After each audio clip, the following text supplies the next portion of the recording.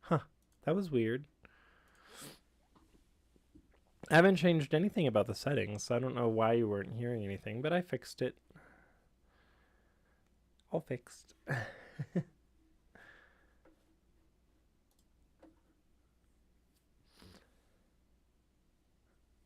So, how are your days going, my friends? How is the mornings? How is the first hours of work? How is breakfast? I'm always thinking about food.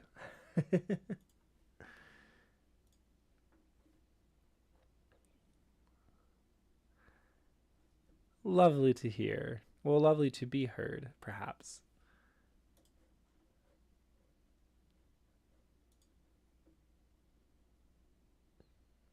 Oh, awesome. The one campaign that is not yet funded on Terratopia is $14 away from being funded. And that tells me they're going to be good. I was a little nervous for them, but looks awesome. And Kelly Burton, who did the Flight of the Butterfly Tarot, was just at 14,000 exactly, thanks to our live stream, it seemed. And now Kelly's at 16,400 out of 14,000. So looks like Kelly made it, and that's fantastic. I got a little nervous. Got a little nervous for them. Um, but knowing that Soul Care Astrology is just $14 from being funded makes me wonder if I should just bump my pledge. Yeah, let's just edit our pledge to $15 because that pushes them to funding.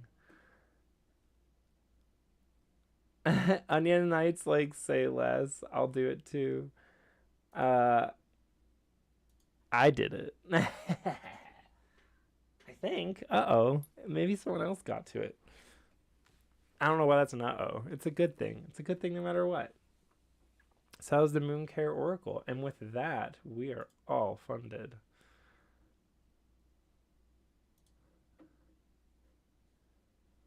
Let's see.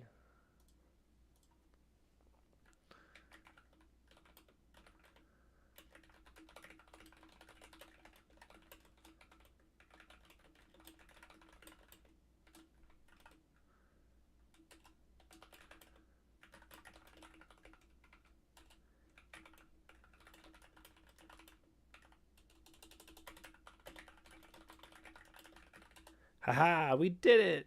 Oh, yay! Everyone is funded on Terratopia now, as it should be.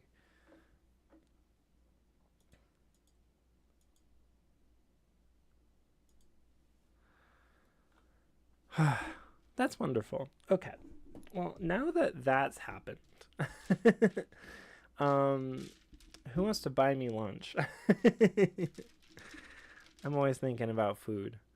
For a while last year, for the entirety of last year, and then the first couple months of this year, I was working a part-time job at my friend's store, and every day when I got in at like 10, I would wait. I would wait a little bit. I'd wait until at least 11, and then I'd look at my coworker and I'd go, "You know what I'm thinking?" And they're like, "Food." And I'm like, "Yeah." What if We went and grabbed food. And what if one of us went and grabbed food? And it became like the running joke that like if I looked at my coworker with any kind of serious thinking face, they'd be like, "Food? You're hungry?" I'm like, "Yeah, how'd you know?" Because I think that food is the most incredible, wonderful thing in the world.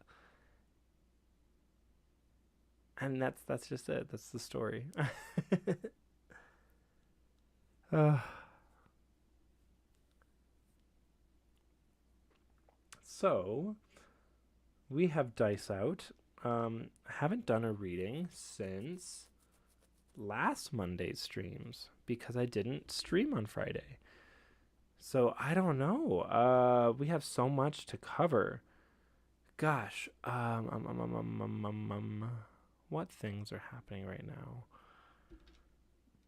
What things need readings? If you are new to the stream, I know that there's a handful of us here right now. Hello, I'm Seven. These are my Oracle dice.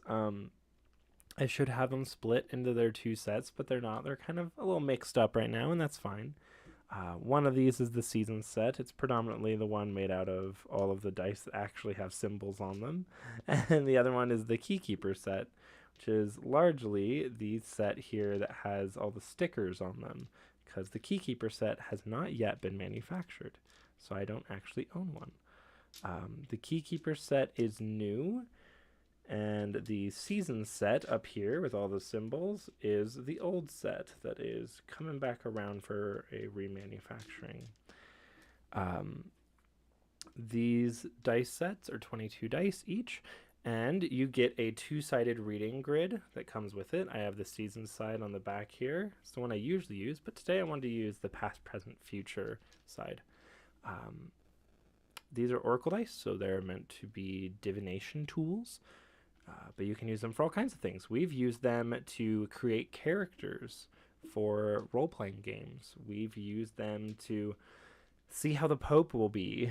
We used them to see politics stuff. And if you happen to be here in the stream, you can, in the chat, ask a question at any time. And I am more than happy to pop in and give you a quick reading. So, if anyone has some questions in their minds right now, you can, of course, ask in the chat. Otherwise, I would love to just start doing readings for silly things. Like, I have a kitty right here, and I would love to do a reading for him. I also would love to do a reading for what I should eat for lunch. Because as I noted, I am a hungry goblin. I love food. Robbings asks, I've got a reading question if you're down. It's my birthday next week. What should I do with my day off? First of all, happy birthday. My birthday is just a little over a month away, and I am pretty excited for it. You know, I used to complain a lot that my birthday was in the summer, because let us see the dice nommer. Tom, what's the easiest way to show you? I guess I'll turn this just for folks. So this is Tom Bombadil, my baby boy, my sweet son, my little brother. He is sitting with us today, and if he gets bored or gets excited by dice moving, he may come and join us on the mat here to try to eat dice. So there, you have seen Tom Bombadil. There he is. He's a little demon. I love him. He's a perfect child who's done no wrong, probably. Except for the wrong that he does. All right. Robinks, let's take a look. It's your birthday. It's your birthday. What should you do with your day off? Ooh, we have nothing in the core. That's fun. In the past, we have Radiance on its own. Radiance is on the sun. Hey! That was definitely part of the reading. I think. Well, I have no idea where that went or what it came from. See, this is why we can't trust a cat. He'll just assault the dice. We We have radiance from the summer dye, I was saying before a cat flung a dye to hell. And this lets me know that you have been caught in the radiance of something delightful in the past. It looks like it's tied to these, so I'll come back to those. In the present, we have the heart. And I see the larger part of the heart being pulled off towards your within. It seems like your birthday is a great time to focus on something you really love, something that brings you a lot of joy. Stop looking at the dice, son. I don't trust you. In the future, I see the desire for movement and inspiration. So it looks like for your birthday, when you take time off, you should focus on doing things that are really pleasant and lovely and different than what you're doing right now, because you want movement and change. You're looking for inspiration. So I would say that you should focus on something that is a labor of love, something that you don't typically spend much time on because maybe you're always really busy, you're really busy with work, or you have all these tasks to do with friends and the like. Do something completely different. Explore maybe an artistic element of your life that you have never done in a particular way, and just do it, even if it's not perfect. It's kind of fated that you will be in a space of transformation. And we also have the pie slice here, which tells me that something that's just good fun. So this is one of those things where it's like, if you wanted to paint and you've never painted before, go to the art store, get a really cheap canvas, some cheap brushes, and just a simple paint set, and just do that. This looks like it's time for you to do something really simple and fun that is like a good slice of pie. It doesn't need to be perfect. It certainly doesn't need to be pretty by the end. Just do something that's delightful. It looks like maybe in the past it's something you've avoided doing because you've seen much better examples in the world, and that kind of put you off from trying. But this is definitely the time for you. So happy early birthday, and do something silly and fun for yourself. Hello, Rita. Welcome. All right. I'm ready for any kind of reading, so ask away. In the meantime, I wonder how our live stream will go at the end of the project. So I'm just grabbing some random dice. In the past, we see a hobby. In the present, we have the bow and arrow pointing outward. Ooh, we have the meat hook. We have the weaver. We have stress accumulating. Nothing in the future, but it's fated that there will be a breeze and steps forward.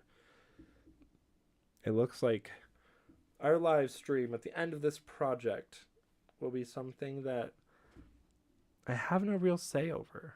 I can't do anything particular, and I don't need to probably stress about it. The breeze is taking us on our journey no matter what my plans are. So in the center, obviously, I don't know if I said it loud enough, but I've got a lot of stress here. I am on the hook. There are plans being plotted, but ultimately things are not really anything I can do stuff about. I just have to accept that things will go as they'll go. We'll take our steps forward. Fear and ramen. I'm helping with a good friend's wedding this weekend, and my job is problem solver. I'd love some dice forewarning on wedding problems.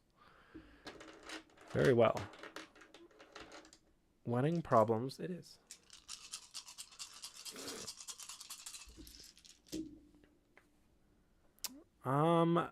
I see an important triangle here. Scavenging the wobbly wheel, and we have sex on top. It looks to me like a lot of the importance of the physical connections that are going to be happening at this wedding are going to be coming from a place of maybe even found family elements. It looks like there'll be some wobbly wheel stuff maybe coming from family.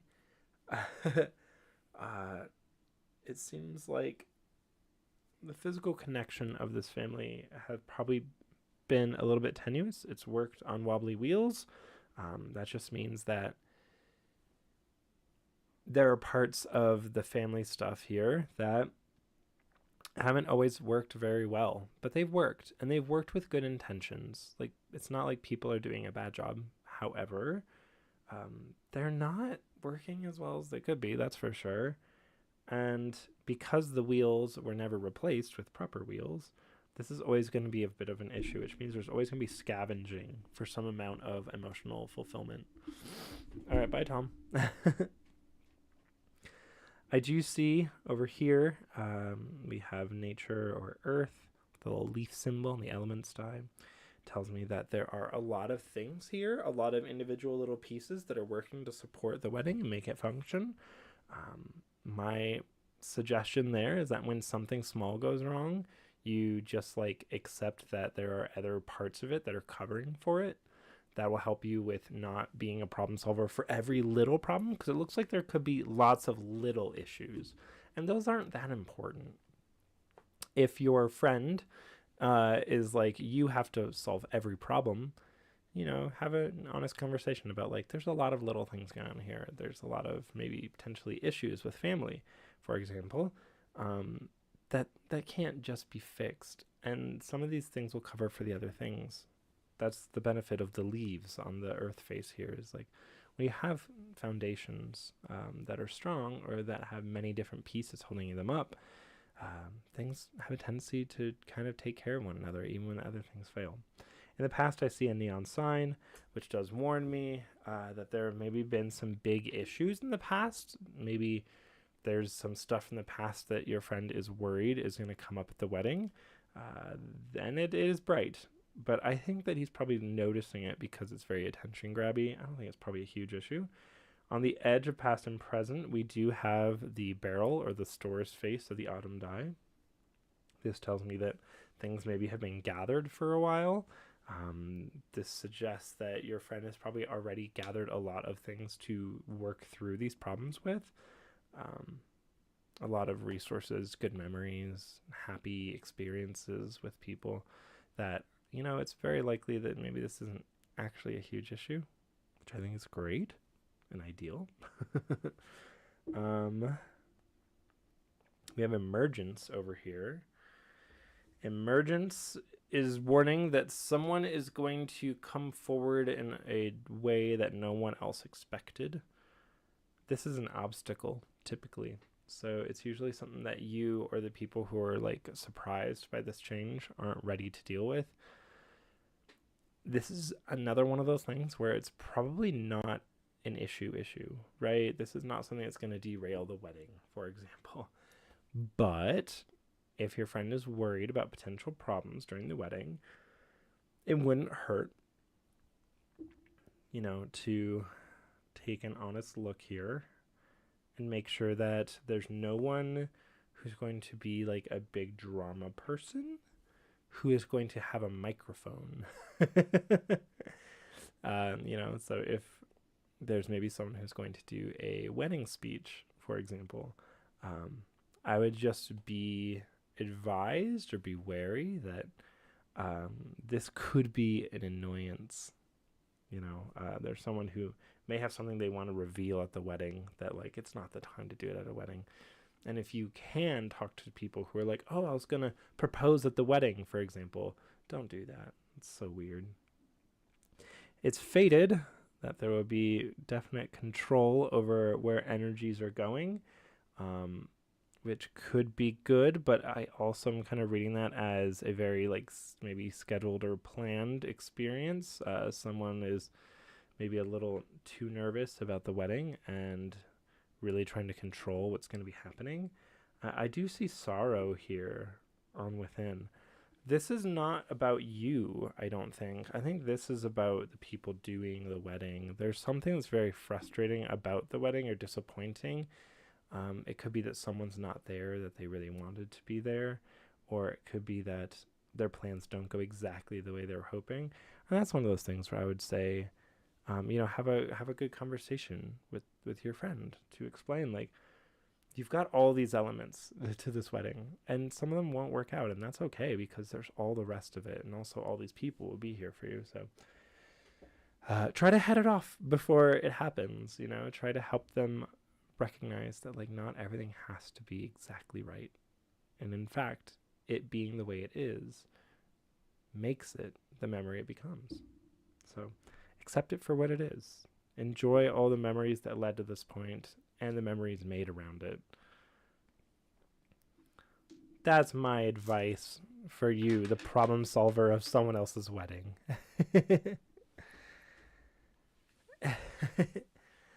Kelly Poplar, did Tom run away or is he lurking around? When Tom leaves my desk, he leaves the office.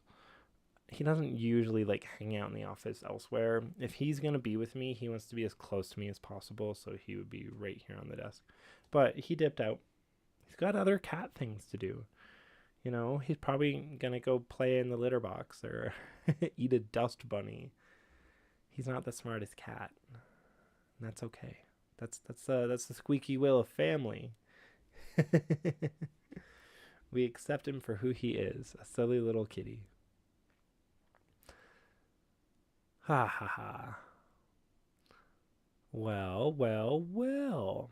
If anyone else has questions, absolutely let me know. I know I started late today, but I don't know. I've been waking up for like the last year or so stuffy. I've definitely gained allergies as I've gotten older, which is, you know, that can happen. But I'm worried I have like an allergy to my cat or something. And because we sleep together, like it really gets bad. I've been seeing this guy who, whenever he comes over, he's allergic to cats. But Tom Bombadil doesn't set off his allergies. So I'm wondering if I've gained an allergy to cats as I've gotten older. And unfortunately, you know, sleeping with a cat means that when I wake up, I'm all stuffed and slow. But he's like weirdly not that bad for people with allergies to cats. So maybe that's why I haven't super noticed yet. But that's why I'm a little gunked, a little slow. A wee bit gunked, as they say in somewhere I just made up.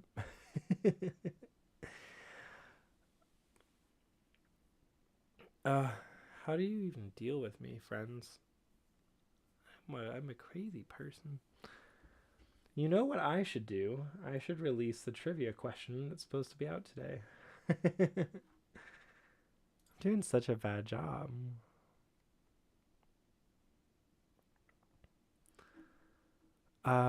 This is also a great point. Thank you, Scoreman, for asking a question. I will answer it in just a second.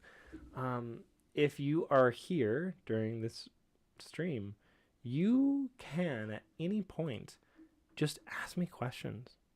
It doesn't even have to be, what do the dice tell me about this? You can just be like, hey, I'm curious about, something about the Alleyman project or myth or what have you. You can ask about my games. You can ask about crowdfunding. I'm happy to talk about those. Also, I've been thinking about doing a 3 video series on YouTube of how to run a crowdfunding project, how to launch on Kickstarter, and how to launch on BackerKit. I think that those would be really delightful things to share for a number of reasons.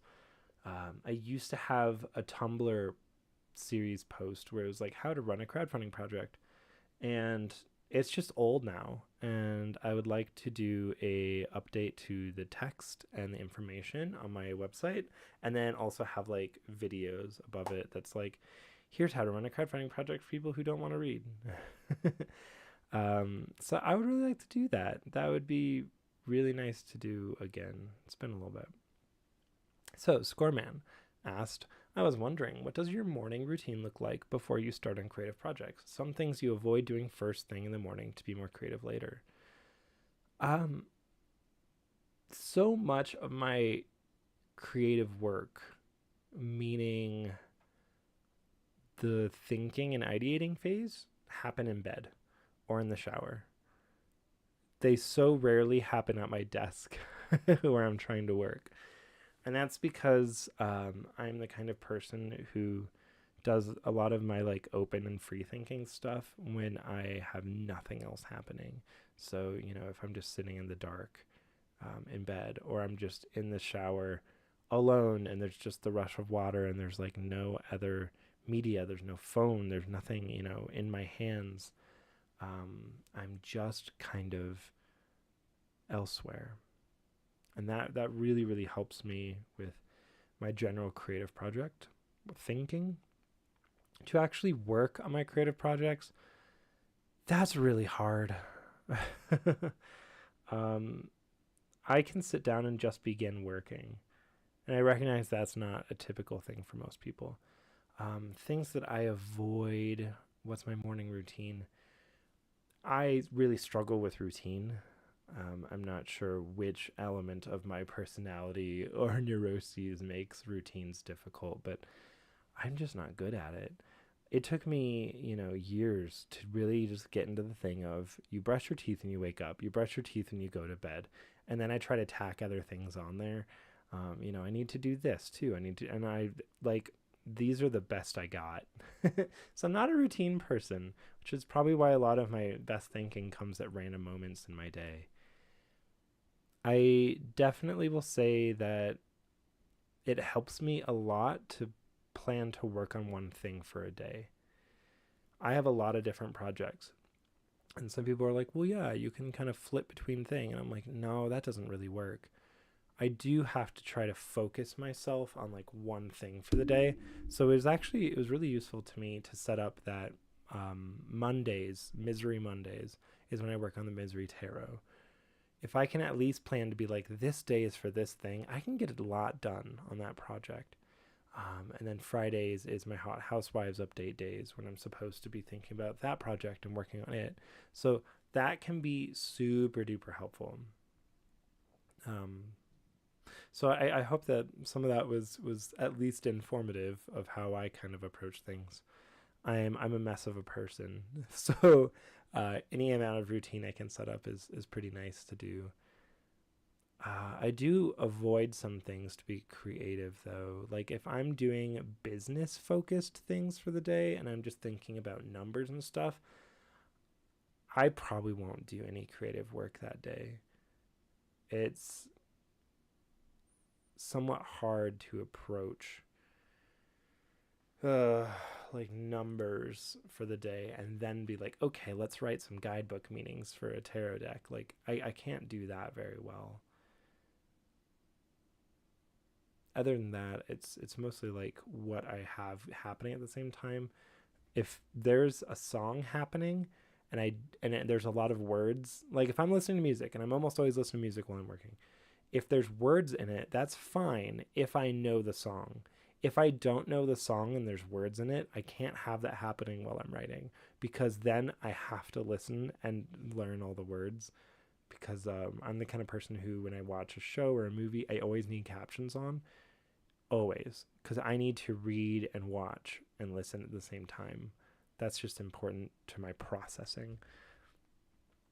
Thea asks, can you show what a how is my day going to go, or what do I need to know about today would look like? Yeah, let's do it. Um, this is a little bit less of a past, present, future kind of question to me, because I want to see an overall thing about today. So let's do that. I'm going to do it on the season side of the map because I'm rude and I love the seasons. Here's a handful of random dice. There's a lot of dice.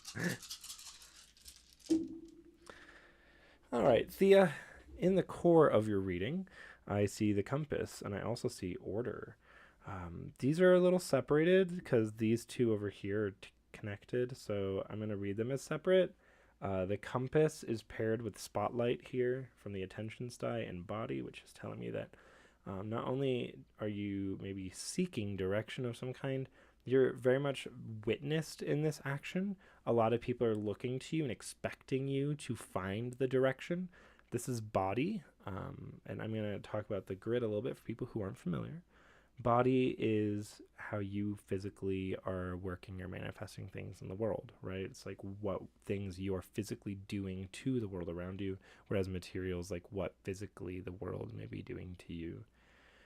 So you're being expected to do this labor and everyone's waiting for you to do it. And then logic is over here leaning material, which is, this isn't logic, it's more like order, it's more like organizing, using logic to create category and put things in their places. We have a string of dice over here that I feel like might relate, so we'll come back to that section. In mind, we have the jester's hat on the spring die. We also have void on the suits die, which tells me that there's nothing else to think about here. The only concept we need to know in this section is the jester hat with no additional information. It is basically the Fool of Tarot. It tells me that today you're kind of like on some kind of new journey. You're trying something new that you're not super familiar with. And that's a bit of an issue because people are looking to you for answers, right? People are expecting you to have a way forward. I do see scavenging out here, which suggests to me that, paired with what we just learned here, you're going to be picking up a lot of pieces. You're going to be learning as you go. That can be an effective way of learning. However, this is scavenging instead of, coming with expertise and knowledge. It's not very ideal, I would say. So, that in mind, I think you kind of make it work though, right? Like I wouldn't see scavenging here if you didn't pull some things together that did function, I would say. So, I don't think it's like a wash. I don't think that you're going to be completely lost and struggling all day. But I do think that you're going to be put into a position where you're like, crap, how do I do this? How do I do this? And you're going to have to figure it out as you go. Over here in Material and Autumn, we have Radiance on the Summer die, we have Abnormality on the Goblin die, and we have Earth on the Elements die once more. These are leaning without, and this one's all the way in Autumn, which means that it is external to you and kind of an overarching experience here. Being like that on its own here is telling me that there's a lot of little things that are present in the space, and any number of them can go wrong and things can probably be okay and keep moving forward, which is why I think you scavenging for answers as you try to like work towards something today is probably okay. There's a lot of different elements at play. That in mind, I am seeing abnormality here and radiance kind of out here and considering order. It looks like that's probably going to be your biggest obstacle, is getting things not correct in what you're trying to do, but beginning to understand what the order and logic of the space is. And you're really going to get stuck on like the abnormalities of the systems that are already in place that people maybe have been relying on. You're going to be like, okay, I think I get this thing. And then they'll be like, well, no, it's like this. And you're like, okay, fine. I guess it's like that.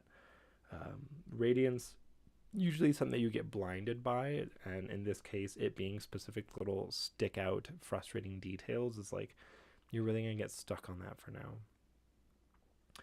Over in spirit, I do see good intentions, and then I see frost paired with peace. Emotionally through today, not a lot is going to happen, and that's probably fine. It means that things are going to be slow moving in what you've been working through emotionally around your life, because things aren't really in danger. Nothing bad is necessarily happening. And so you're like, okay, nothing big is shifting for me emotionally. Nothing new is really unfolding. I'm not going to really process much.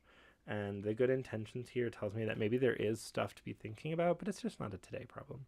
So generally for you, Thea, it looks like today is just going to be a little bit of a bumping against some difficulty situation, but it's not big difficulty. It's just little problem details.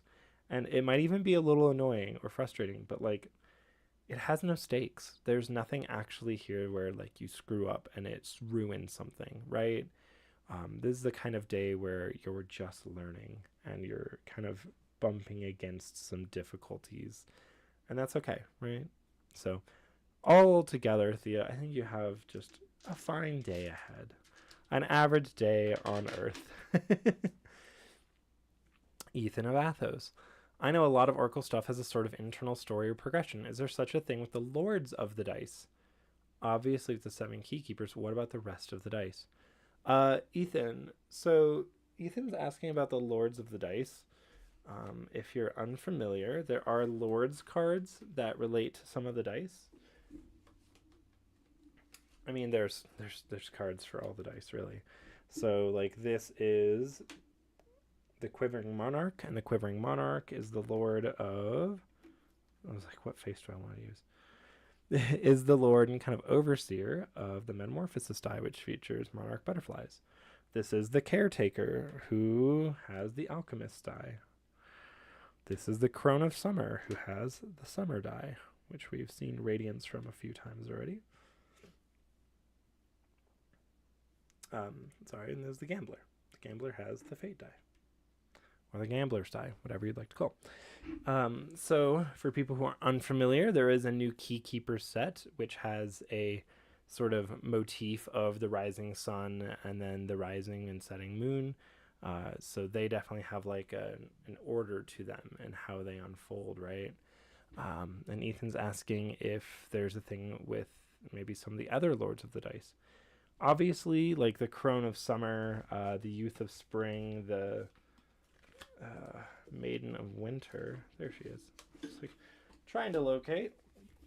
There's the Maiden of Winter, the Youth of Spring, and the Baron of Autumn. Obviously, these four have kind of a turning chronology to them, but none of the others do, right? Like the Caretaker is the Alchemist die. The Caretaker is just kind of on their own. There's nothing there.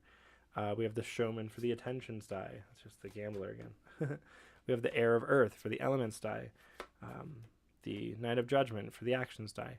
None of these have like a chronological movement to them. So, no, there's not really an internal story of progression across the rest of them, which is that something you're kind of looking for to see like what order they belong in? I'm curious what the kind of the basis of your thought is behind the question. Because yeah, there's no particular order for how they are supposed to fit, with the obvious exception, of course, of like spring, summer, autumn, winter, right? And that's kind of maybe why I connect to them as being a set of 4 dice that I usually read together. And that's maybe an interesting point, that because none of the others have connective tissue between them, they don't come up as much. Hi, Van Rio. Good afternoon to you. And I hope you're also doing well. Aw. Scoreman. I'm so used to structured regimen from college and grad school. I struggle so much to plan my time now. I like the focus on one thing a day. Yeah, I will also admit that I have been, to the extent that I have been, fairly lucky in that I could stop and largely just do this as a full-time job. Obviously, last year I had a part-time job for the entirety of the year.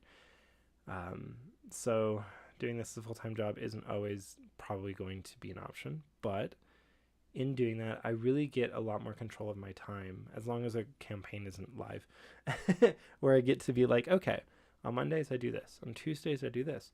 And that's how I've tried to really structure my time. Right now, I'm just like, okay, because I'm running a project, there's too many things happening and everything kind of gets thrown off. But setting it to be like Mondays and Fridays, I do live streams to show the dice and talk about them. That's helpful. Yeah.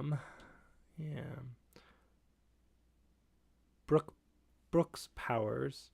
Can I change the cycles I'm stuck in with intention only, or will I be forced into physical action? Sure, let's take a look. I'm going to read with the Keykeepers. These are the 7 Keykeeper dice. Again, these are stickered because they are not yet in production. The Keykeeper's dice are new in this edition, and none exist in the world with the exception of my stickered dice. We had one that got lost, so I'll just set it here, but it did roll off the table, meaning that it's something that comes back around in the future. Right now, my dear friend Brooks Powers, we have Sin with the Deepest Night on the edge of spirit in the core. It tells me that you are spending a lot of time focused and thinking alone about the cycles that you're in. You're asking, can I change the cycles I'm stuck in with intention only? If I were to read only this single die, my reading would initially be yes. You are using a lot of your time to think and be mindful about who you are and what you want to accomplish in the world. And that alone would tell me that this is the answer from the dice. But we have other dice, so let's take a look. We have fell with the falling moon. The falling moon means it's time to rest, it's time to dream. And in mind, which is typically the space where we're talking about your logic and your creativity or your problem solving in this case, it's saying you need to put this to rest to some extent. We have Tell's breeze out in spring. This is actually really delightful. It tells me that there is just already motion that is happening into a certain direction, and that it would behoove you to just open your sails and let yourself be carried that way.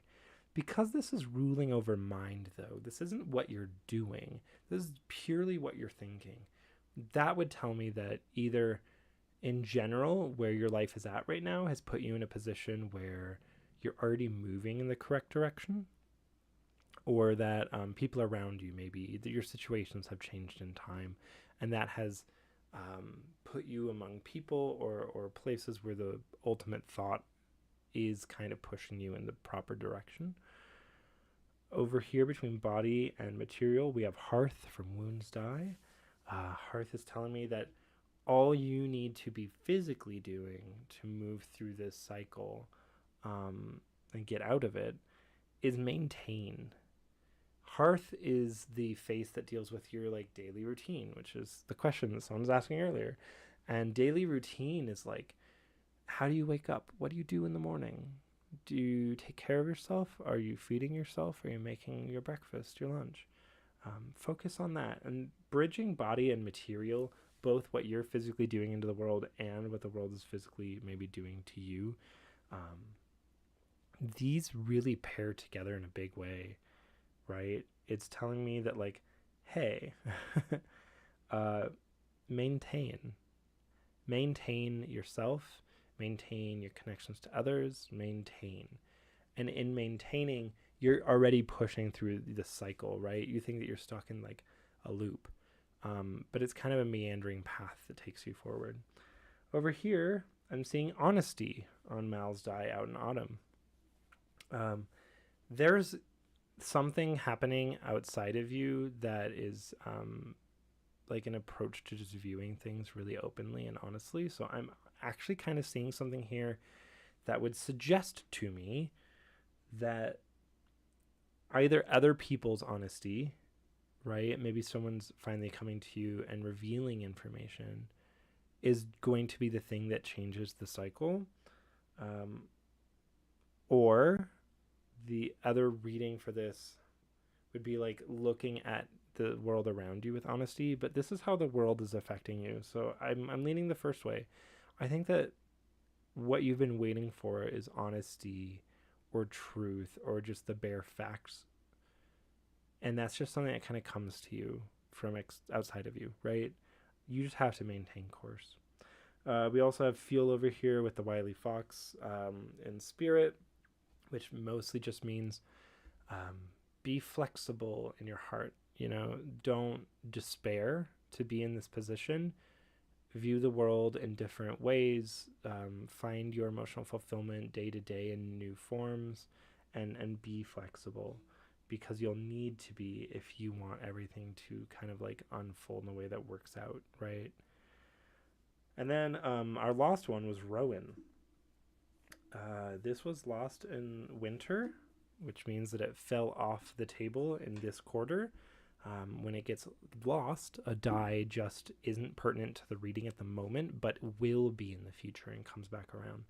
Rowan is a face of protection and defense, right? Like, you will need eventually to be more safeguardy with your spirit, your heart, your feelings.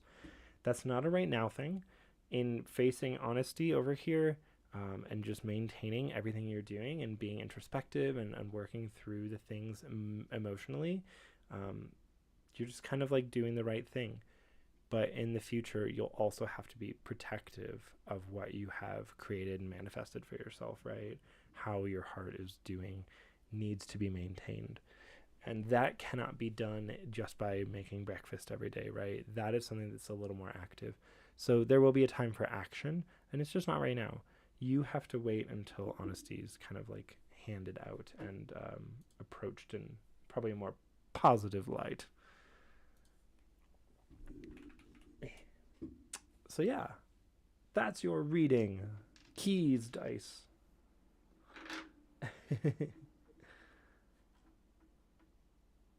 All right.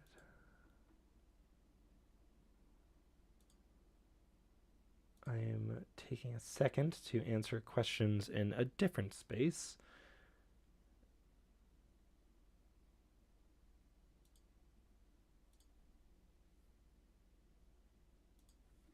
No, how sad. How sad for this other person who's asking me questions.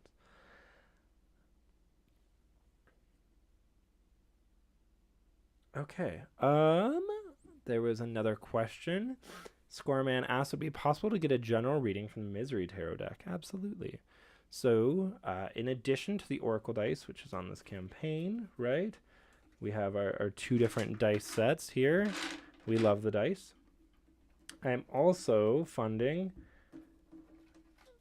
kind of like the soft launch of both the Hot Housewives Tarot, which I don't have printed out, so I just have this blank white deck that I've written all the card names on.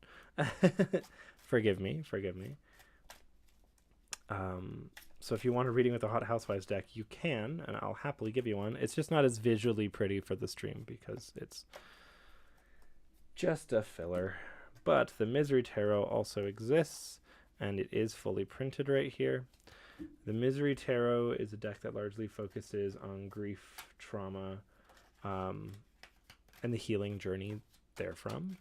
It is not meant to just be a shock value deck, though there is some like hard stuff in here, of course. This is a deck largely for shadow work. I call it a tarot companion.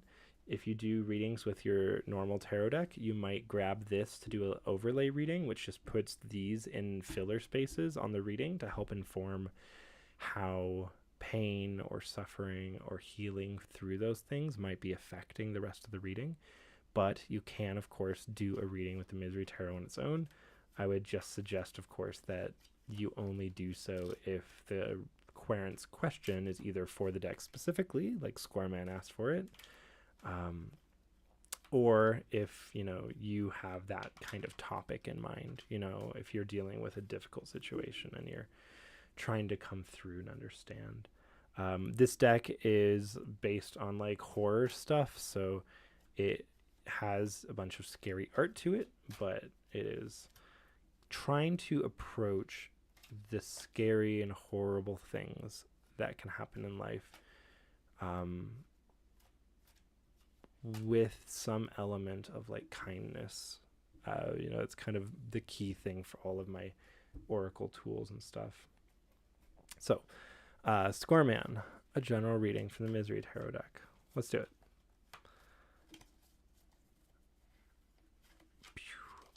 I'm going to do my best to be a little quick while also kind of doing a full reading.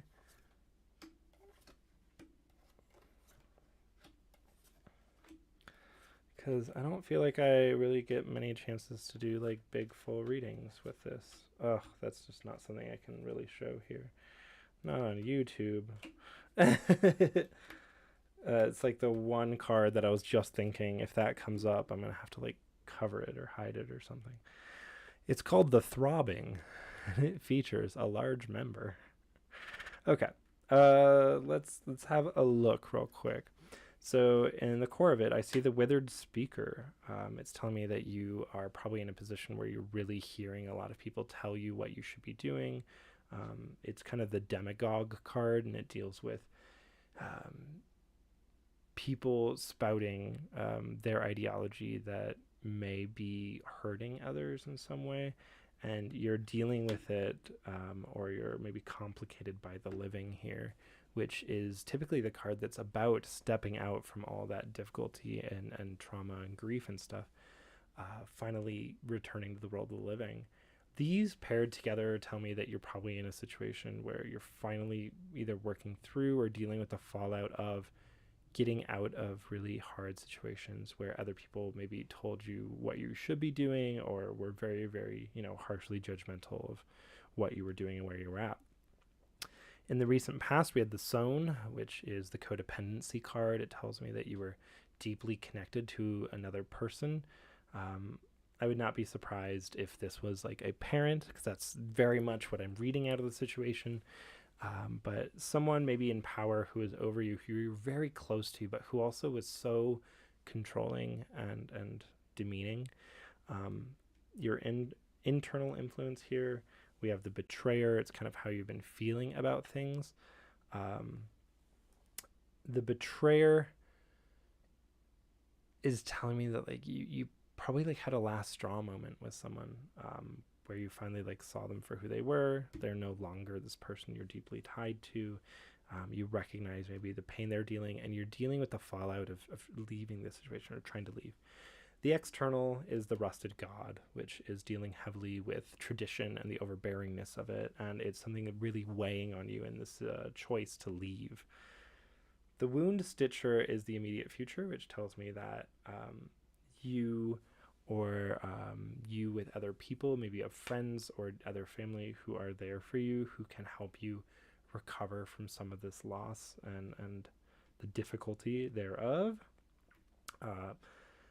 Your strengthened situation is the outpost. You do have places to recoup and regenerate. You have time to heal from this, which is good. You have support structure that isn't just the people that you were deeply tied to. The bisected blade is your weakness, though. It looks like actually facing what some of this journey was is going to be really, really hard. There's a lot of shock and denial at play here, and just stepping foot into the process of unpacking the trauma here is maybe actually really hard and a little too much. The throbbing is your advice. The throbbing is a card that on the surface looks just like really, really horny, right? It's just a very, very large erection. But the person tied to it, and I can't show you because it's YouTube, is like emaciated and dying from this. There is an importance here in the advice to recognize that what you're working through and what you're trying to leave is huge, and it drains you. And in putting all your focus into how to change and grow and heal from that past event, past trauma, you will be unable to do anything else. And if you focus on it alone, it's going to be to the detriment of the rest of your life. This is something that has to happen slowly over time. You don't have to fix it or understand it all right now, and you won't, right? The final outcome card is the Blood Letter, which is further explained by the Hanging Road and the Wretch. When I do my version of the Celtic Cross like this, if the immediate future and the final outcome are really at odds with each other, I usually think of them as two different paths. And then my explainer cards here kind of help give some information about why you could end up here.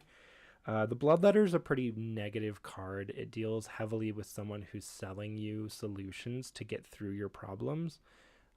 When, of course, we all have our own paths to take. There's not a crystal that, will fix trauma that you're dealing with through other people or with other people. If you give your agency up to another person who has like a get well quick scheme, you put yourself in a space of inaction, and you put yourself in a position to end up in the exact same situation you were already in, right? You were in some kind of space here of codependency with a person who is probably very demeaning towards you.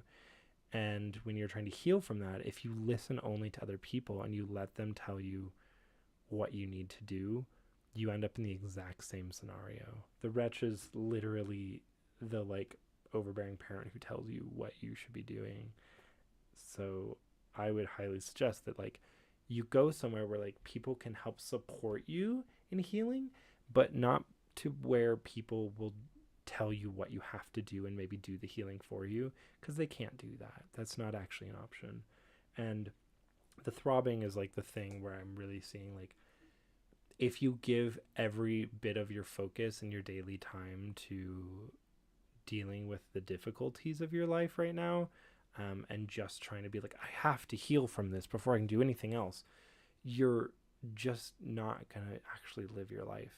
So even though it's hard, you're going to have to live your life and think and work through the problems on the side or in tandem, right? It can't be your only focus, because you can't just get better from difficult situations.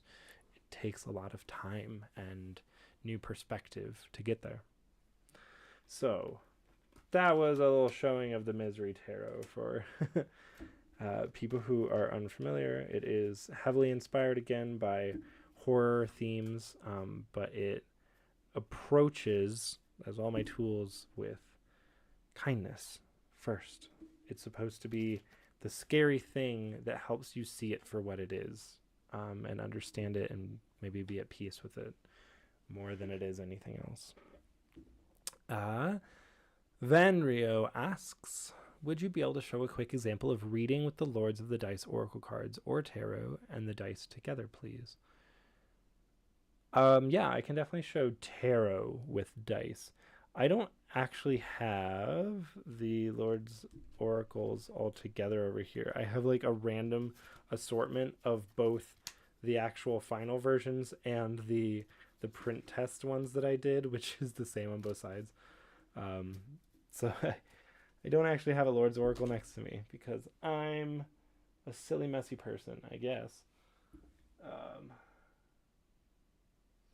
The closest normal-ish tarot deck that I have is this. This is the Hot Housewives Tarot, so I will show you tarot mixed with dice. Super happy to do so. And if there's interest in it, I will also go grab my Alleyman's Tarot, which I guess is in my bedroom, which is fine. Aisha, if possible, could I get a general reading? Absolutely. Aisha, do you have a preference on how it maybe... Do you have a preference on what tool you would like used? I have the Seasons dice. I have the new Keykeeper's dice. I have the Misery Tarot, as you have just seen. I have the Hot Housewives Tarot. Van Rio, so I'm doing just kind of a general reading for you.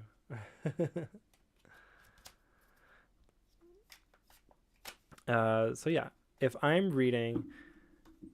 Hey, Sasha just said, all I can imagine is having a bad day and pulling the huge dong card.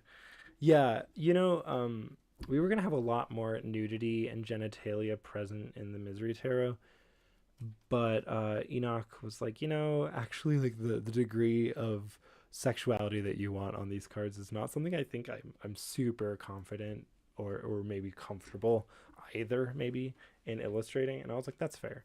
So the only genitals that are in the deck are either simply present and not doing a sexual thing, or they're monstrous, and in that case it's just a massive erection. And the whole concept behind that card, of course, is that the figure is looking longingly at it, like, this is what I want, but also in bringing it to life that way, like, their body is so bloodless and lost. And the whole concept is like, if you put everything towards this thing you desire or this thing you love, and it's part of the flesh suit, it's very much about like aggressive carnality, brutalism, trying to bargain. It's like you die. And so like it's like, haha, it's the huge dong card, but it's like it's about wanting something so much you die to make it come together. Yeah, well, anywho, Van Rail, let's take a look at what it looks like to do tarot with dice. So there's a few different ways that you can do it. You can deal out cards to every single section, which works. You can deal out just to the seasons, which then is kind of about that whole area. You can deal mind, body, material, and spirit. If you do that, then they are like big pillars about like what you personally are thinking, feeling, doing, or having done to you. Um, you could also deal out like within, core, without, wheel.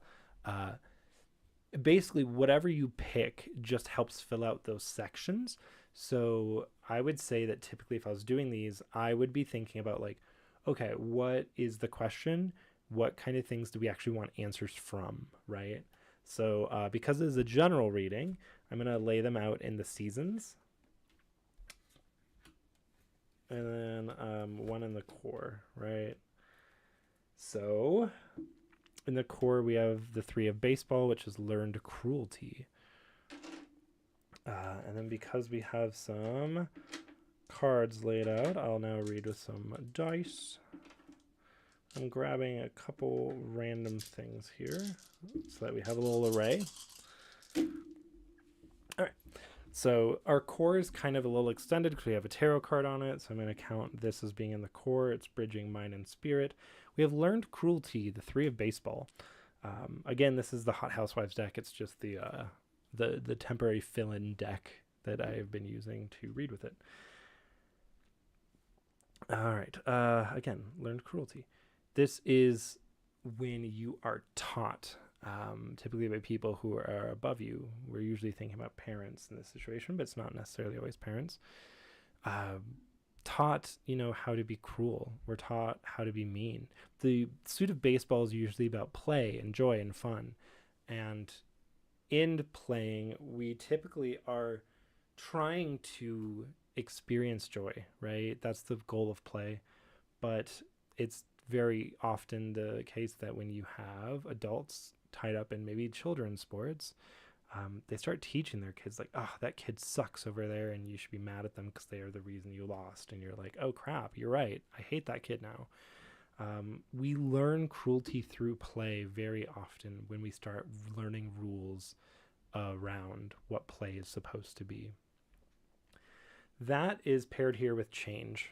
As a core for the reading, is telling me that like a huge focus of the reading here is about unlearning things that you have learned in the past, either from literally your parents or from society, right? Or whoever's kind of in control or power over your life at various points in your life, right? Even when we're adults, there's so many things that we might have to unlearn that we have gained.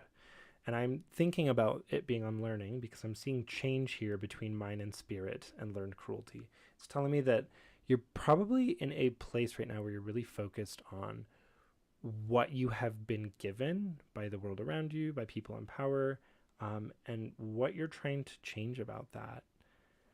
Over here, we have the moon. This is on the winter die. The moon is telling me that in your mind, you're going down a lot of maybe illusory pathways.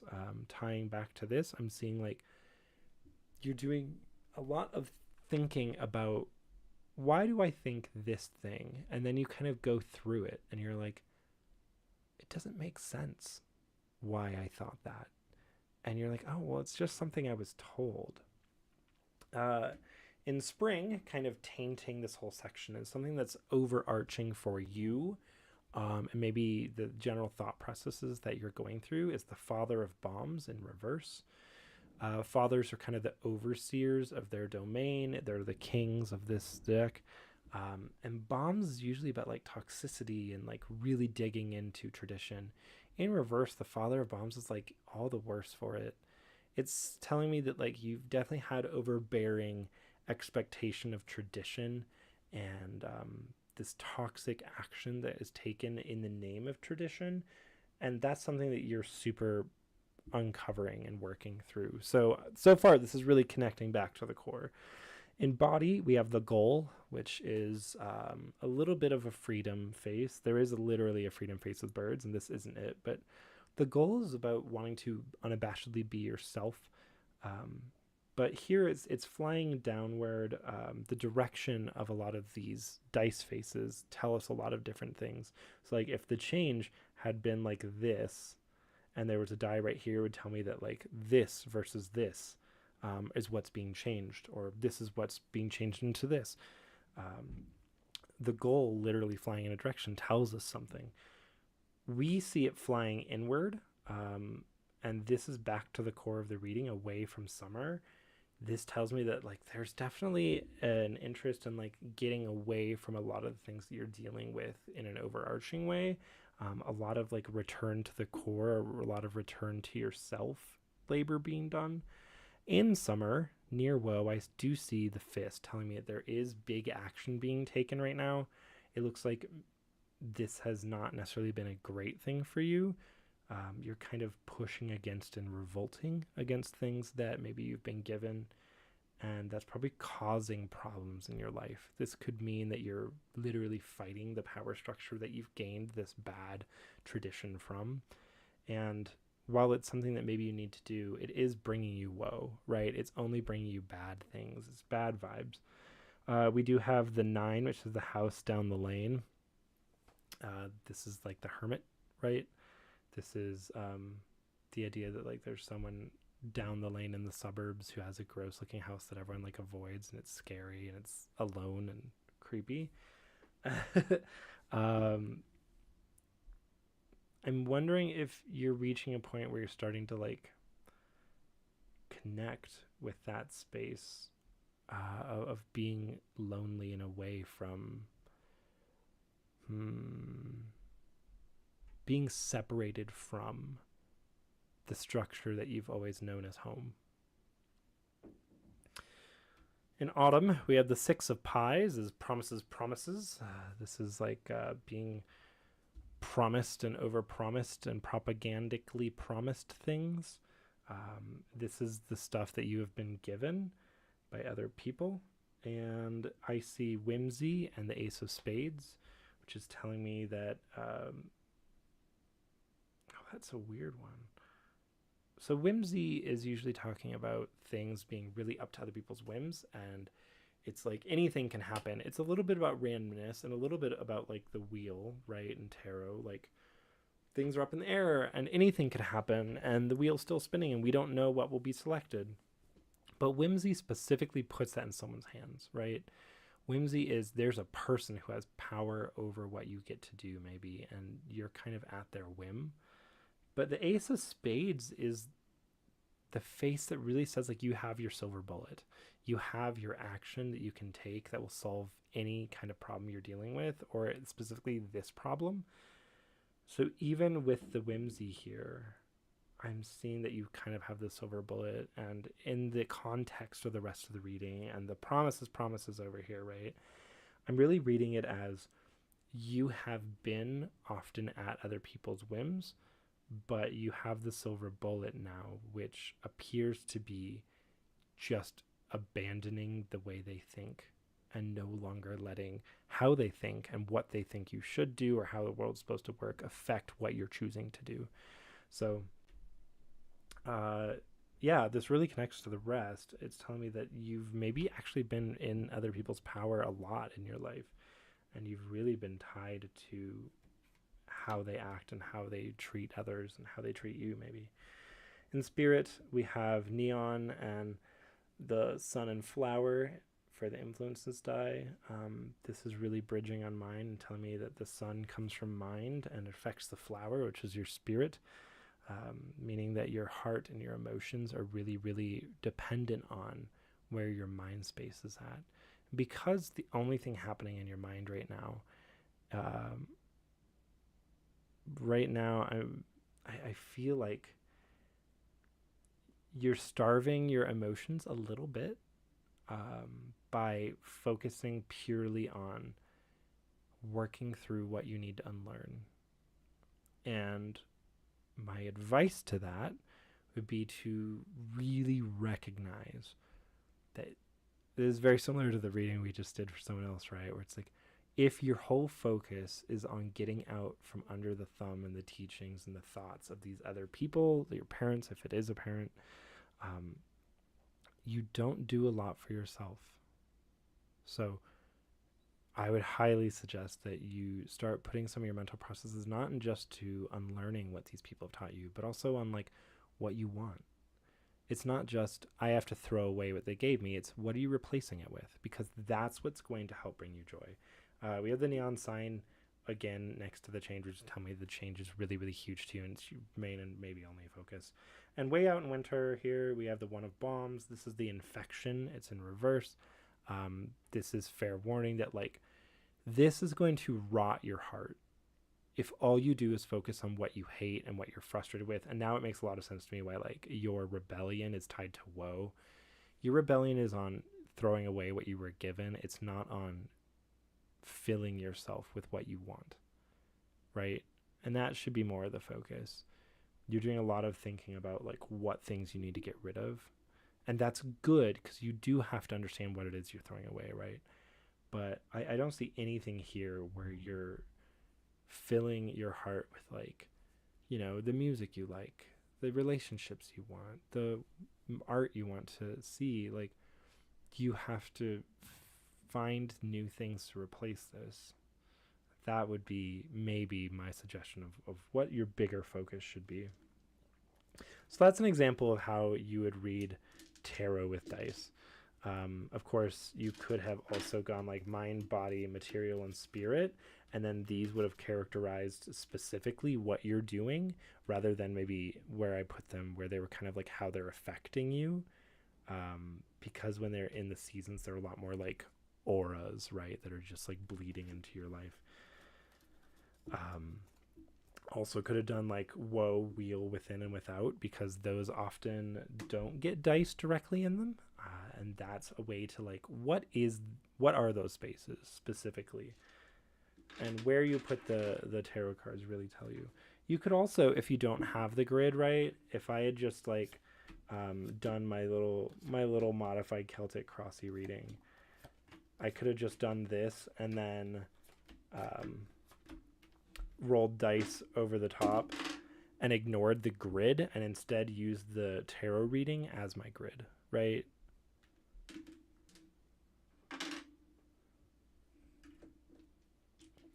Vanrio, yeah, exactly. You want to avoid creating a vacuum.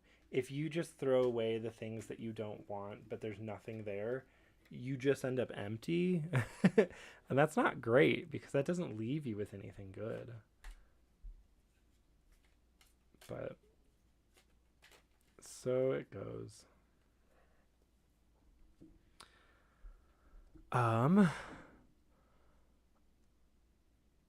Kind of like I'll go along until I don't want to anymore. I'll just pull the emergency stop. Yeah, maybe. It seems like it's a lot less going along and then pull the emergency stop later. It looks like you've already kind of used the bullet, or you're in that process of being like, I'm no longer going to just like interact under your frustrating situation. All right, Aisha, yeah, let's see the key keepers. So we have the 7 key keeper dice. Definitely going to use those. And then just because I haven't pulled out the cheat sheet cards yet today, I should do that. So I will pull out the 3 dice that do have symbols in the key keepers right now. Also, Karina, you just asked to see the key keepers in action. So the black dice here are my stand-in key keeper dice. And then these 3 dice are the 3 game taker dice that came out in the Alleyway Oracles, but they're part of the key keeper set. The other dice that are part of the key keeper set are right here. I'm not using them for this reading just because I like to limit how many dice I'm rolling, typically to 10-ish, maybe 12. I try not to read too much more than that. You can do full dice readings. Of course, you can use like all 22 dice of your set. It's just a longer reading is all. And because I'm streaming, I usually try to keep it a little faster. But even then, I don't usually read with all 22 dice. It's just, yeah, it's specific, but it's a lot.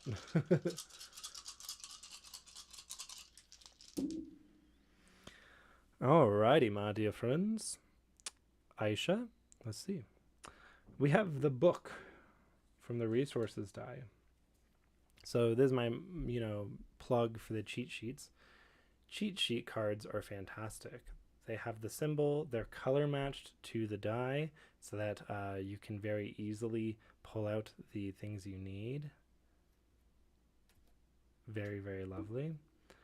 But yeah, in the new version of the cheat sheet cards, right under where it says there's the resources die, there's going to have a page number.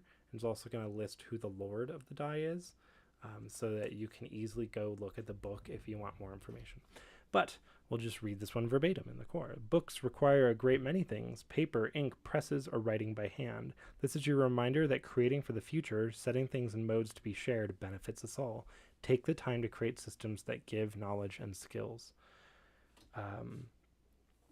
That is pretty much what it said, right? It was like, do I need to interpret? Probably not. It means that it's definitely time to like set up the systems to pass information around. It means that communication is really key to this reading, but specifically the communication to share information and set up avenues to share that information. For books in a literal sense, right, you have to either have scribes who are copying books, which is wild, or you have to set up like a printing press situation. You have to set up stuff to make paper and bookbinding, and you have to have libraries or bookstores to disseminate the information. It's telling you like that stuff you need to do. You need to create avenues of exchange for information. You need to create avenues of exchange for skills and knowledge to be given. And this is one of those things where it's like, you need to be really thoughtful and mindful about how you share with other people so that they actually gain things from your communication. And setting up those systems for later is hugely beneficial, right? In mind, I see Lady's Mantle from Tal's Die. Lady's Mantle is a very lovely plant that on its leaves pulls dew out through its stem and roots onto its leaves. It creates, in a way, like some of its own sustenance. And you might think like, oh, it's covered in morning dew, but no, it is a self-fulfilling and sustaining action.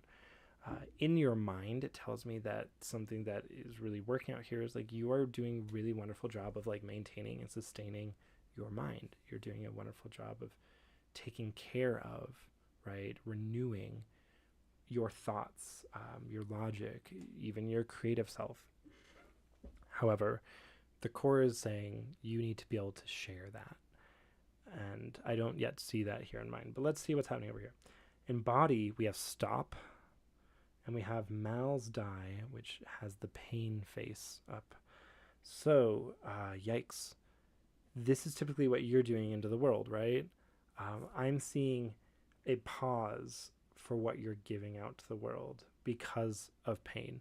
And the pain face is not just you're getting hurt by something.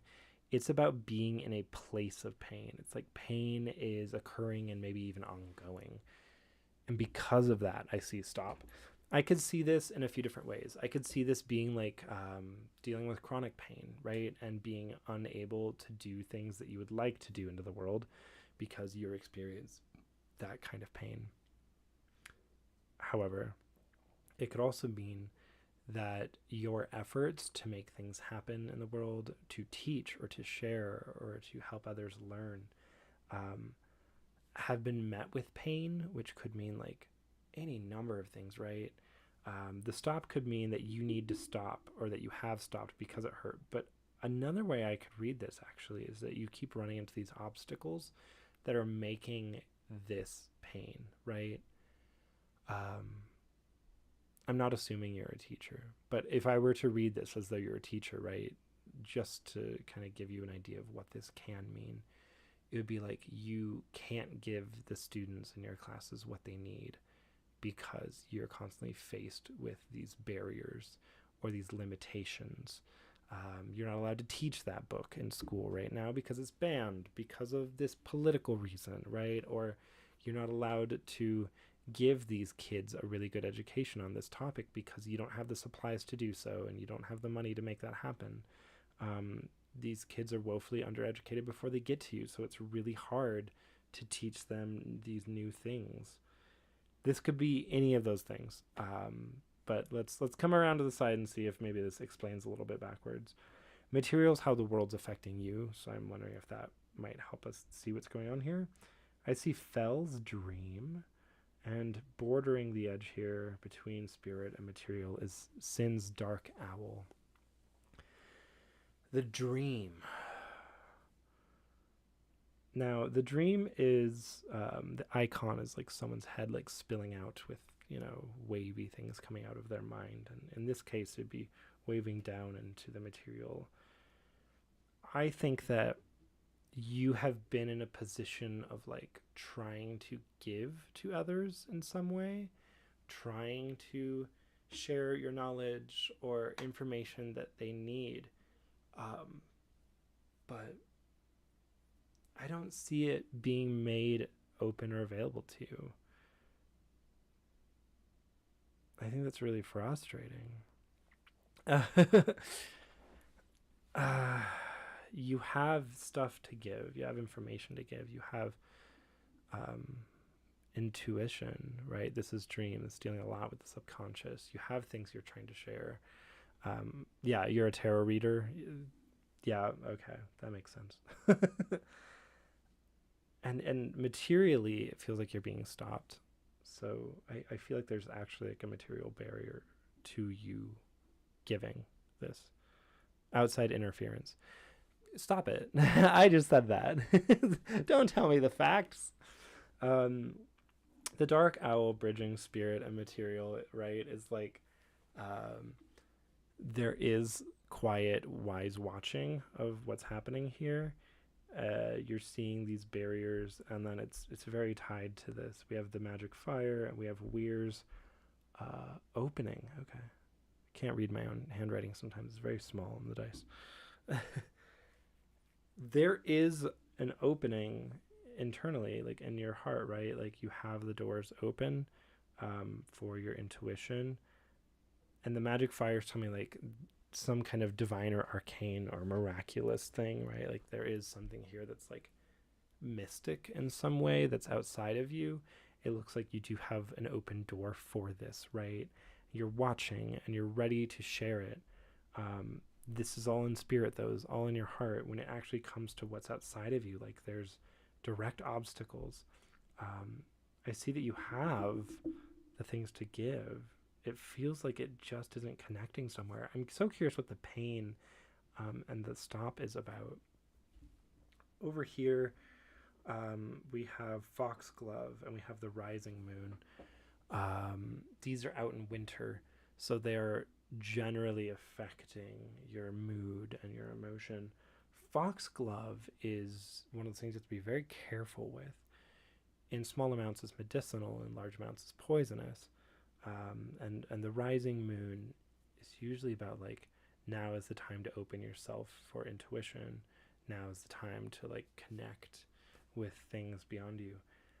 I'm getting the idea that like you have an open door going that is letting all of this in. But maybe it's too much. It's possible that like you have been open for things outside of yourself for a while, and that has left you in a place where you're accepting anything and everything that comes through, and that could be a problem, right?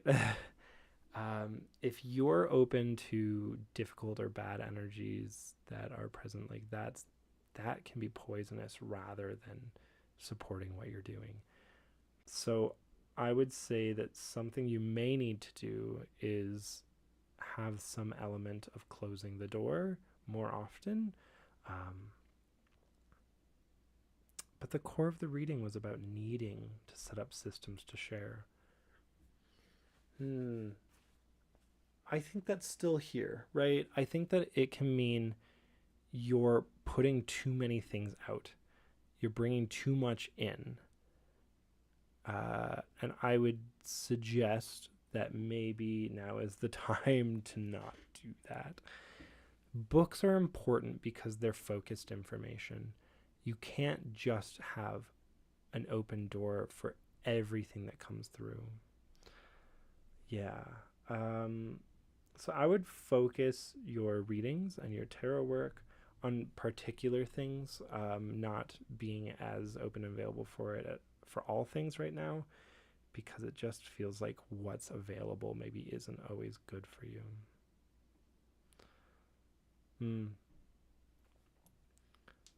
But it still looks like it's not something you're losing, right? It's not like you're losing your ability to read. It's not like you're losing your ability to receive.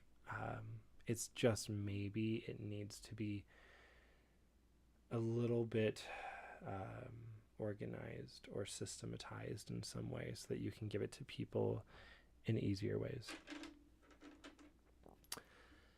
Ah ha ha ha ha. Oh gosh, I didn't realize it was already so late. It is 11:46. Um,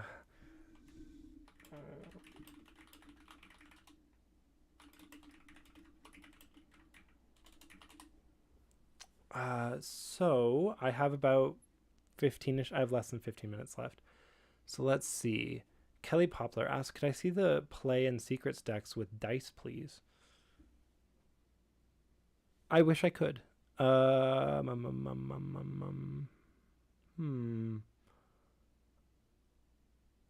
don't have a Oracle of Player Oracle Secrets that's like shuffled and accessible. I have limited ones in my actual possession. It's just something I should probably fix. Sorry about that. So Kelly, I'm sorry I cannot do that today, but I will open one of those ones up on my bookshelf over there and have it shuffled and usable for maybe tonight or the end of Project Stream. Hope that works for you. B&W, it's so nice to see you. Stardust Daydreamer, I'd really like a general reading with Misery Tarot or the Hot Housewives Tarot. Well, we just did one with the Misery Tarot, and we pulled the one card I was trying to avoid pulling, which is always funny. So if all right with you, I'd be happy to give you a reading with my stand-in Hot Housewives Tarot. You know, the blank card look, super gorgeous. And actually, you know what? Amy's getting very close to done with the actual full deck.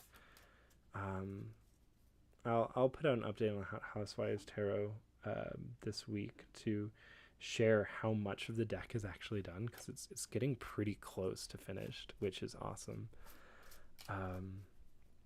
Yeah. See. All right.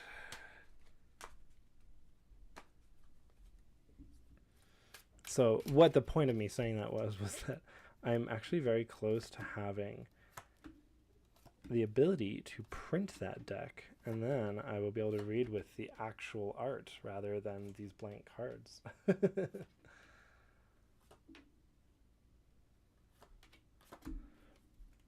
This is my modified Celtic Cross, just because back in the day when I was learning tarot, I quickly forgot what the parts of the Celtic Cross were, and it just solidified into this form, and it just is how I've always read. So there's no rhyme or reason. It's not like I changed it with very with intention. It was entirely accident and intuition, which is just the way my life works, baby. So we start with the 6 of baseball, imagination. It tells you that the position you're in is one where you can do and be anything, right?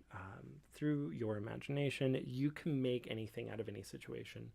You can be dirt poor and go outside and grab a stick and be a sword fighter and have fun with your kid or your brother or your dad or whatever, right? That's the place of pure joy for the suit of baseball. It's where you completely have yourself and have control over what your narrative can be. That is complicated by evening TV. This is the moon. This tells me that though you have the space to make whatever you would like out of your situation, right? Like you can find joy and fulfillment stuff out of where you're at. You also are maybe hitting the point where you're starting to use that imagination to think about different paths forward and what else you could be doing. And that's becoming a problem. In the immediate past, we had the 10 of bombs, which is pleasing the bombs. It's in reverse. It's telling me that you were probably in a situation not too long ago where you really let something unfold in a way that was bad. And in retrospect, you probably realized that you were allowing things to happen in your life in really negative ways. And I think that's why you're in a position now where you're really thinking about having anything that can happen. The 5 of bombs in reverse is your inner influence. It's the dangerous necessities. This is when you have been really taught to think that these bad things that are in your life are necessary, when they're really not. You don't need the toxic things in your life, but you've been really trained to think you do. And I say trained, right? Because it's a learned thing to be taught that maybe abuse or toxic forms of tradition, of gender, of expectations are needed in your life. And unfortunately, you've really put them deep in your life. And, that comes directly out of your past. So I think that there's something that you're still dealing with, but you're not actually directly dealing with just yet. You're dealing with the repercussions, but you aren't dealing with trying to solve it. Externally, we have the father of baseball. This is telling me that maybe people in your life are still really, really present in situations where they've kind of pushed you in negative ways. And that's why you're kind of thinking about a lot of different paths maybe that take you out of this situation. The immediate future here is the 6 of future. We have the impending shift, which tells me that you're about to have things really move in a different and new way here now. I don't know what that means yet, so we'll get information here. Your strengthened situation is mom. This is the Empress, right? This is, you are very, very caring and nurturing and fulfilling of the, like, quote unquote feminine roles here. I would say that even without reading the weakness, which is the bomb, and then we have the bombs over here as like underlying problems and potentially traumas, you are a little too ready and willing to nurture and care for the bomb, right? You're a little too willing to nurture and care for the toxicity because it is stuff you've been taught to nurture and care for.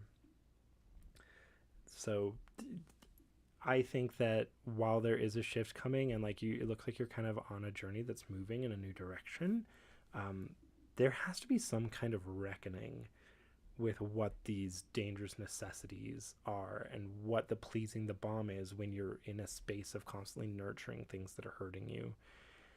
That's something that really needs to be grappled with, but it's not happening yet. The advice is the 5 of future. It's automation. Oh, that feels really complicated. Automation. This is when you let other things be done for you. And in doing that, you are kind of absolving yourself and washing your hands of making the sausage, right? You're not looking at what things are happening in your inner life or in your connections to some of these either situations or people that are bad for you anymore. You let other people kind of make those decisions for you in some ways, and then you nurture and support what comes out of that. And that is, as the advice, it's like, this is the thing you need to start looking at and narrowing your eyes and being like, this isn't good, this is not healthy, and it's not working for you. The 12 of future is your final outcome card. It is the pursuit of happiness, and it is further explained by the father of pies and the 2 of baseball. Baseball with a P. Get out of here.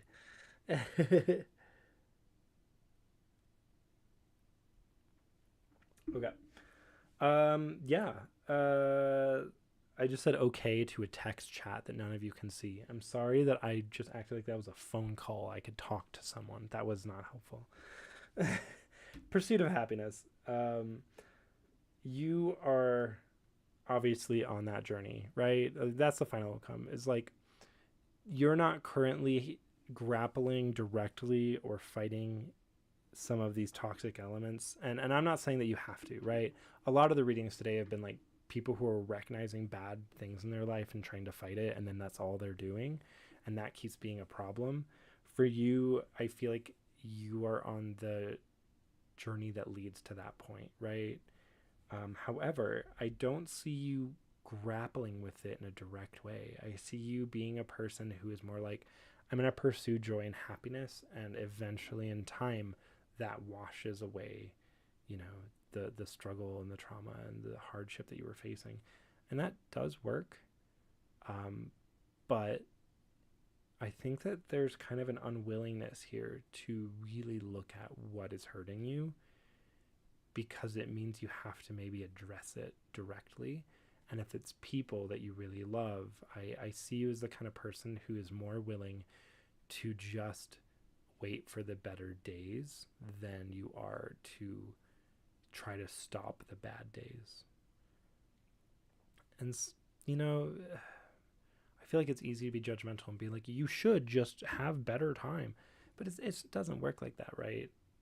That's not necessarily how everything unfolds. So I'm not saying that's what you have to do, right? But I am saying that it could be beneficial for you to step forward and say, like, this is a problem. It's something that I want to address with other people in your life. Because there are other people in your life who are deeply tied to this situation. But I also see people in your life who are super supportive. The Father of Pies, the Two of Baseball here, tells me that, like, even the people who are causing the bad stuff for you are people that you hold dear and who are passing things on to you in positive ways. So I understand why you could be hesitant to face those.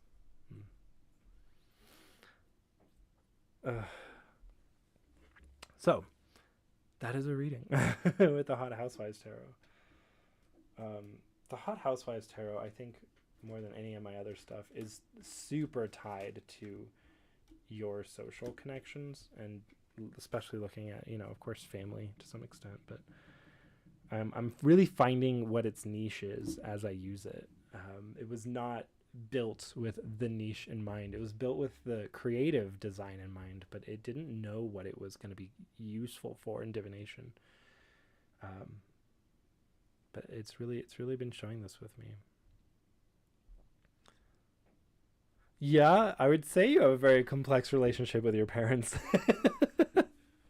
But yeah, that is the last reading for me today. Not today, just for right now. I'll be back on in 4 hours. I'll actually be on time later. That is at 4 p.m. Mountain Time for me, 4 to 6. I'll be back on to do more readings for people. So thanks so much for everyone who showed up, who came to hang out. I know I started late today. But yeah, have a lovely day, my dear friends. I hope that readings I gave for people were helpful and it gave you a little bit of information about things that you're looking into. Obviously, I am here to show my own product. So please join me on the Backer Kit campaign, which you can get a link in the description to. I'm selling, pledging, funding the Seasons Oracle dice and the new Keykeepers Oracle dice. Also soft launching the Housewives Tarot, which I just did a reading with. And if you scroll back, you'll also see the Misery Tarot in action. These are both tarot decks that are on the campaign page right now.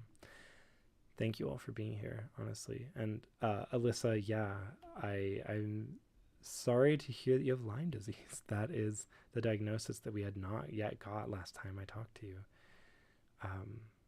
But I imagine that we'll be talking more about it soon. All right, everyone. Thank you so much for being here. Again, I'll be back on in 4 hours' time. You can join me then. All right.